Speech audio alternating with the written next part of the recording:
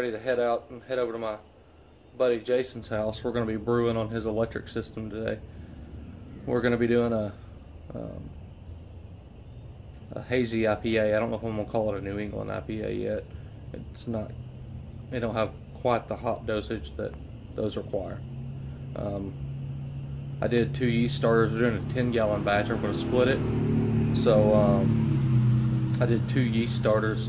One of them did not take off, so I reboiled it and chilled it out and pitched half of the good yeast starter into it and got both starters going again. So might be pushing it for time a little bit on the starters, so the yeast pitch might be tomorrow morning instead of tonight. But let's go gather out the hops and go see Jason. Alright, so we just got to Jason's. We're about to get ready to start brewing. We're heating up our strike water and all those things. Let's see. We're shooting for 165, so we got to rise a little bit. Our grains are about to measure out and get going. Here's almost sideways in the video, but there's a shot at the recipe. Now some of these volumes look a little off, or the quantities, just because this is actually going to be a split batch. So after we get to post fermentation or post boil, everything's cut in half.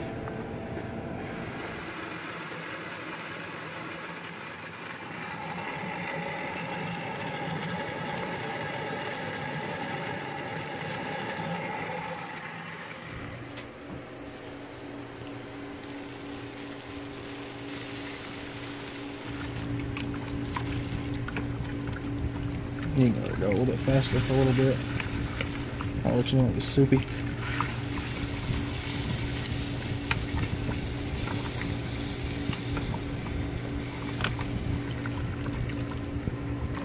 Here's that smell. It's the smell.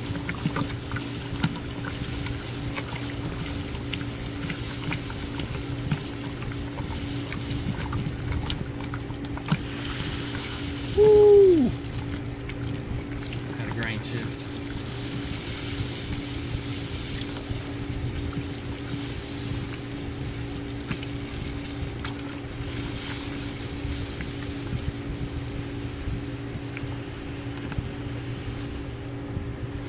You're really close over here to running it out the side of the bag.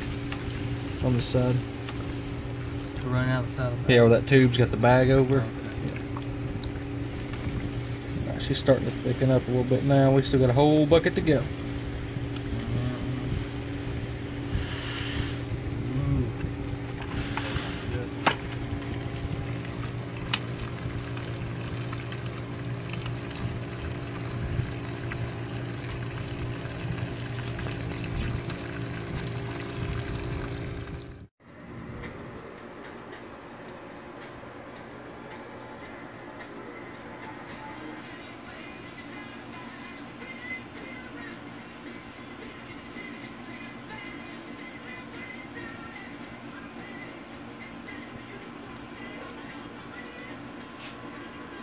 Well, we're just getting started on the mash.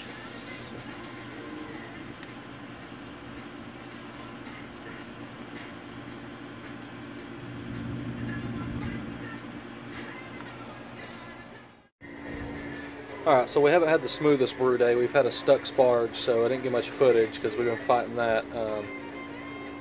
Pumps kept air locking during recirculation, but we just started the boil. So before I show you that, we have a small addition going in at 5 minutes left of the boil. That's let me take a look here. That's 2 ounces of Fantasia and 1 ounce of Mandarina Bavaria. And we also have this. That is, checking the bowl, 2 ounces of Amarillo, 2 ounces of Holomelon, and 2 ounces of Mandarina Bavaria. There's also some 2 stages of dry hops. But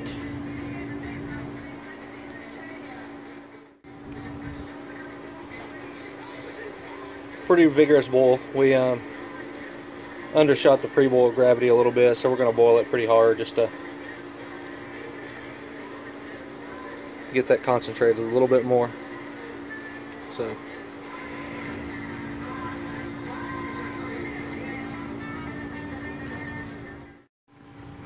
okay, so we just made the first hop drop. We got 5 minutes left of the boil.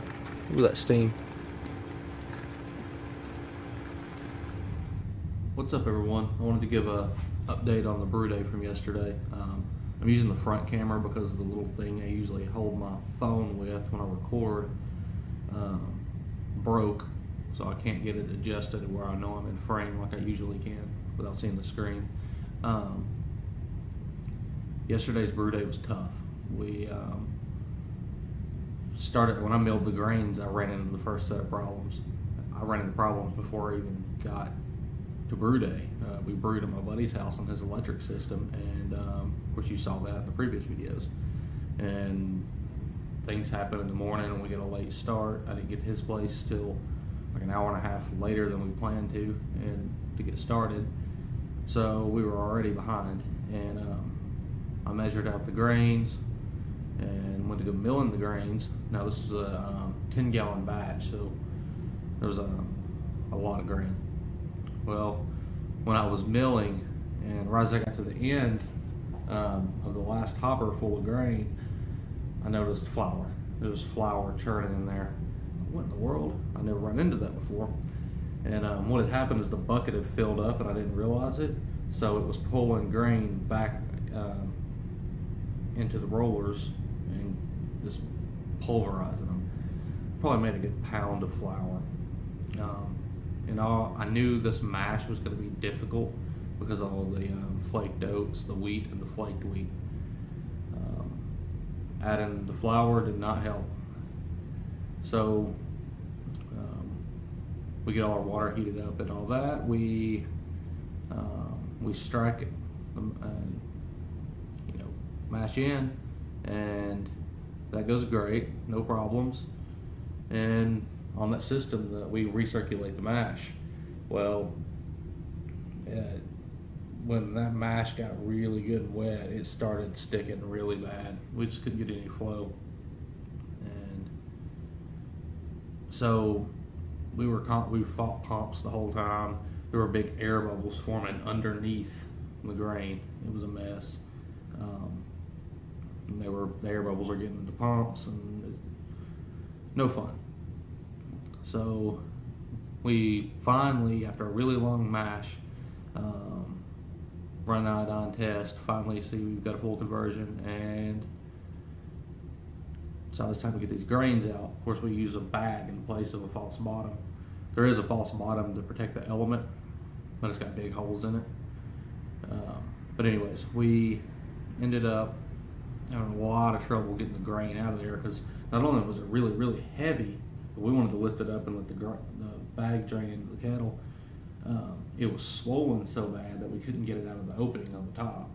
So we finagled with that for a while, finally got it out, which was harmless, but it took a lot of time, and squeezed that bag like crazy.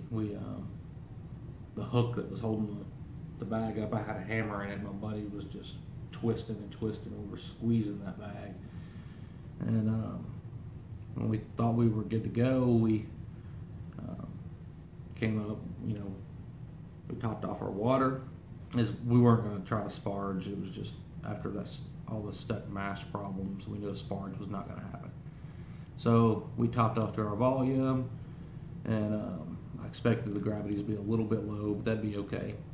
And sure enough, they were. Came up to a boil, throughout the boil, everything went really smooth. Did our gravity check, and we're way lower than we're supposed to be. But there's nothing we can do. I mean, it's a really delicate beer as far as the hops go, and I couldn't risk bittering anymore, so I'm just going to deal with the gravity loss. Taste the gravity sample, and it tasted like the milk left over from a bowl of Fruity Pebbles, and that was Jason's description. It's pretty accurate. So yeah, rough brew day. When we were cleaning up and he had places to be, and we were rushing out the door. I went and helped him dump the grain, and we found our missing gravity points. That ball of grain was just still soaking wet inside, with just sticky, slippery sugar wort. It was, so that's where our sugar went. But yeah, but I just pitched the yeast. It's set and stabilized for a little over 24 hours, and I pitched a 1.6 liter starter of Ep066 London Fog Ale, and we'll see what that does. This thing will probably be a really fast ferment, especially considering the decent sized starter and a lower gravity wort. It should take off really well. I'm going to ferment at 63 degrees Fahrenheit for a few days, and then I'll raise it up to about 66 or 67 for a couple days. Then I'll raise it up to 72 for a few days, and it should be done by then. Probably let it just naturally come down over a couple days to 60, and basically unplug the fridge part on my temp controller, but leave the little heater on. That way, if it does start to try to drop below, the heater can bring the temperature back up. But yeah. But speaking of my buddy I brewed with, I do have his rye porter that we brewed a few weeks ago. I've already had one. It's fantastic, but I want everyone to see it. Let me close my notes here so I don't spew beer.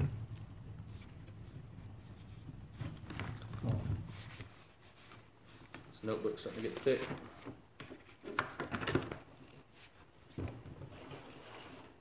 Yeah.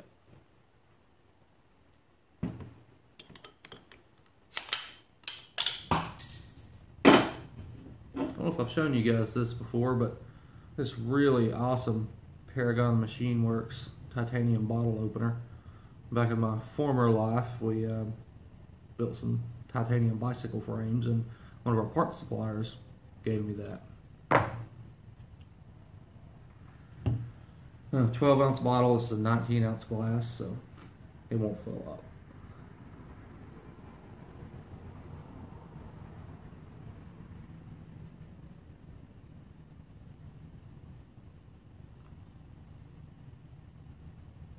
There's a little bit left. There's not a whole lot of sediment at the bottom, but there's some. We'll leave it behind. Maybe it's probably really dark on camera. Oh, I'm on the wrong side. You can look down in here and you can kind of see the red hue it has.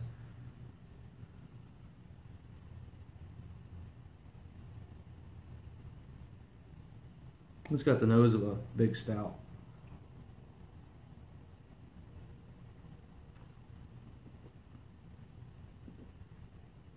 I don't know the specs on this beer. I've got the recipe somewhere, notes from the brew day, but I don't remember what he said it came in at. It I'm thinking maybe a 7.2. It's in the lower 7 range is what it's kind of what it seems like.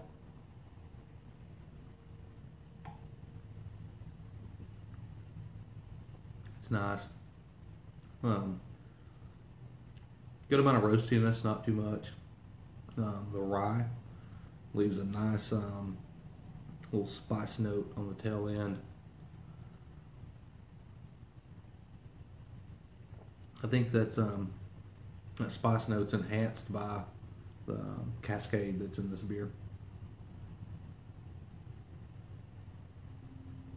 But yeah, I like it. We will brew this beer again. I got a couple little tweaks I'd like to talk to Jason about. Nothing wrong with it. I think there's a couple little things we could do to make it even better. One of those being mashing the dark malts a little later. Yeah, I think that would help it a little bit. It'd smooth it a little more. But yeah, if you haven't already got on our Discord channel, you need to look into that. HopHeadHardware.com. Excuse me. There's a link for the HopHead Hardware Homebrew Club. Click that, and there's an active invitation link to our Discord channel. We have over 330 members. And we just talk about homebrewing. It's really handy for live brew day advice. You run into trouble. It's fun to watch other people brew. And they post their pictures up and tell us what's going on. But yeah, come check us out. It's I'm Captain Spalding on there. And it's HopHeadHardware.com. Look for the HopHead Hardware Homebrew Club link, and it's pretty easy to figure out from there. Well, yeah, come hang out with us.